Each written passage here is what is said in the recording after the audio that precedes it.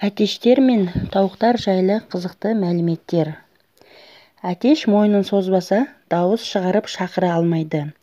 Ал адам әтештің шақырғанын 2 шақырым қашықтықтан естиді.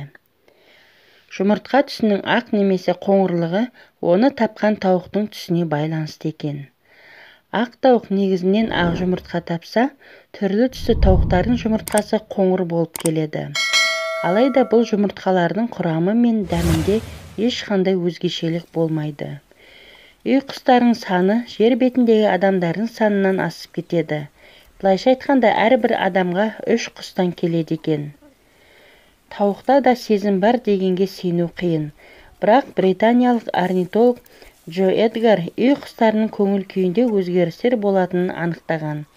Сондай-ақ кез келген тауық топтан бөлініп жалғыз қалған жағдайда көңіл күйі түсіп кететіндігі бұрыннан белгілі.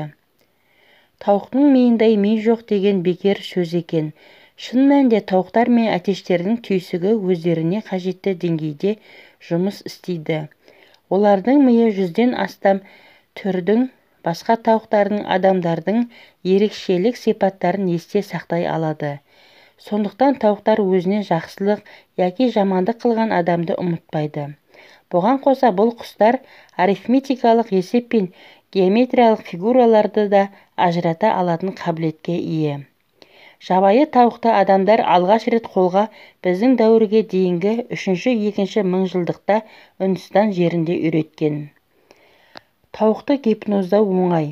Кейбір жануарлар сияқты олар өз өміріне қауіп төнгенде өліп қалғандай кейіп таныта алады.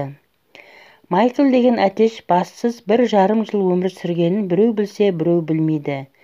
1945 жылы американдық фермер Майклдың басын шауып тастаған. Бірақ әтештің миының жартысы мен бір құлағы қалады. Мұны көрген иесі әлгі құсқа жаны ашып, қайтадан асырауға ниеттенген. Дән мен сүтті фермер арнайы құрылғы арқылы беріп отырған. Сөйтіп басы жоқ әтеш 1,5 жыл өмір сүріпті. Сіздермен бірге болған пайдалы ақпараттар каналы. Келесі видеода кездескенше сау, саламат болыңыздар.